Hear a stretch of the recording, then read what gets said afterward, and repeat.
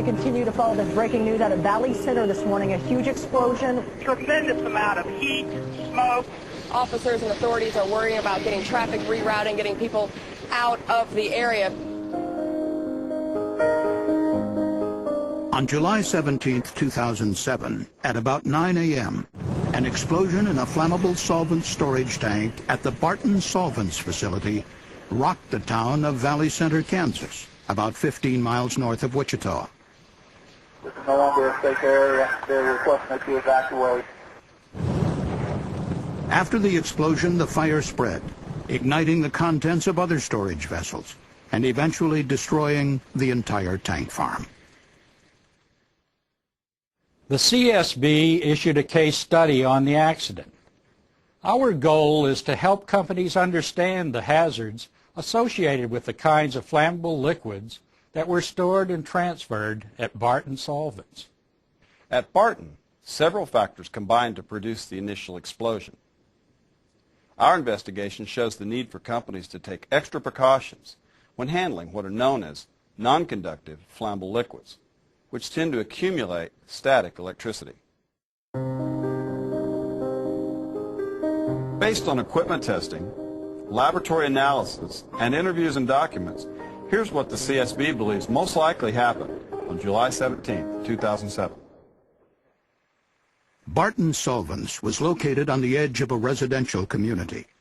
The facility was a wholesale distributor of solvents and other industrial chemicals, which were stored in large outdoor tanks.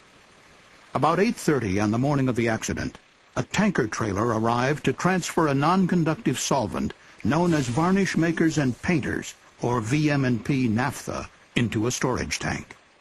Because liquid flowing through pipes and valves generates static electricity, which can ignite flammable vapor, the tank farm supervisor connected a cable between the truck and an electrical grounding station. In addition, all the equipment involved in transferring the liquid was bonded, that is, connected together with electrical conductors and grounded. Inside the 15,000-gallon storage tank, there was a device for measuring the liquid level. A metal tape, which was grounded, was suspended from pulleys and connected to a metal float by a loose, flexible linkage assembly.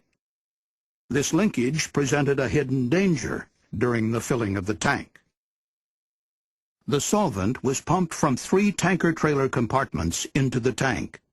As the hose was switched from one compartment to another, air entered the line, creating bubbles and turbulence inside the tank. A static electrical charge built up in the non-conductive liquid. Meanwhile, the space above the liquid was filled with an explosive mixture of vapor and air. The swirling, turbulent liquid caused the float to drift and rock, creating slack in the metal tape. This allowed a gap to form intermittently in the linkage assembly, interrupting the grounding of the float. The metal float accumulated a static electrical charge. About 9 a.m., a spark from static electricity ignited the vapor-air mixture, causing a massive explosion. The blast sent the storage tank rocketing into the air.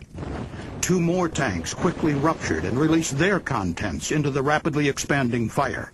As the fire raged inside the tank farm, other tanks burst and ignited, launching heavy steel tank lids 10 to 12 feet in diameter into the air. 20,000 gallons of flammable liquid were released into the spill containment area. Valves, pipes, and other heavy steel objects were hurled off-site and into the adjoining community. One tank lid struck a mobile home about 300 feet away. A pressure valve hit a neighboring business 400 feet away. 6,000 residents were evacuated. 11 residents and 1 firefighter required medical treatment.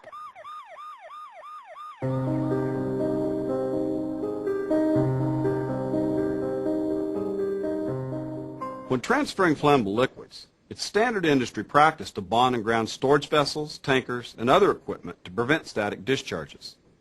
But our investigation illustrates how normal bonding and grounding may not be enough to prevent ignition from static electric sparks. Our investigation found several conditions likely increased the accumulation of static electricity inside the storage tank at Barton. The CSB concluded that repeated starting and stopping of the pump, air in the transfer piping, and the likely presence of water and sediment in the tank all contributed to rapid static charge accumulation. Because VM&P naphtha is a poor conductor of electricity, the static charge accumulated faster than it could dissipate, even though the tank itself was grounded. A lot of common flammable liquids are particularly susceptible to ignition by static sparks. At normal temperatures inside a storage tank, they can produce the optimal amount of vapor to fuel an explosion. That's not so with gasoline, which is highly volatile and usually produces a vapor-air mixture that is too rich to ignite inside storage tanks. But the CSB noted that less volatile liquids, like VM&P naphtha, hexane, heptane, toluene, xylene, and benzene, form vapor-air mixtures that are within the flammable range and can ignite readily. Because most material safety data sheets do not communicate all the hazards of non-conductive flammable liquids, the CSB recommends companies take additional safety measures when handling these materials. The CSB said companies should consider purging storage tanks with an inert gas to remove oxygen, adding anti-static agents to non-conductive liquids, pumping liquids more slowly, and contacting manufacturers for additional safety information that may not be found on MSDSs. And the CSB case study also urges special precautions for tank-level floats that have a loose linkage assembly like the one at Barton. Companies should replace or modify these floats so that they remain properly bonded and grounded at all times. The CSB cautioned that while the most likely cause of the Barton explosion was sparking across the float linkage, explosions can occur in tanks without floats when there is a static discharge from the liquid itself. Companies should consult the CSB case study and its references for additional information. The CSB determined that the material safety data sheet for the solvent involved in the explosion did not adequately describe the explosive hazard or the precautions necessary to prevent ignition from static electricity. Material safety data sheets, or MSDSs, are required under federal OSHA regulations to warn workers about the potential hazards from chemicals. The MSDS for the naphtha supplied to Barton indicated the solvent could accumulate a static charge, which could spark and ignite vapor. But the MSDS did not warn that the naphtha could form a highly flammable vapor-air mixture inside a storage tank. And apart from normal bonding and grounding, the MSDS did not include any special precautions against static ignition. CSB investigators said the lack of warnings reflected a broader problem. We reviewed material safety data sheets for 62 non-conductive flammable liquids that are widely used in industry. The CSB found that the vast majority of these MSDSs had significant gaps. Of the 62 MSDSs covering a number of widely used non-conductive liquids, most failed to recommend specific precautions beyond bonding and grounding to prevent static sparks. Only 3 included electrical conductivity testing data, and only 1 of the 62 MSDSs warned of the danger of an ignitable vapor-air mixture forming inside a storage tank. The CSB recommended that OSHA improve the information required in material safety data sheets for non-conductive flammable liquids.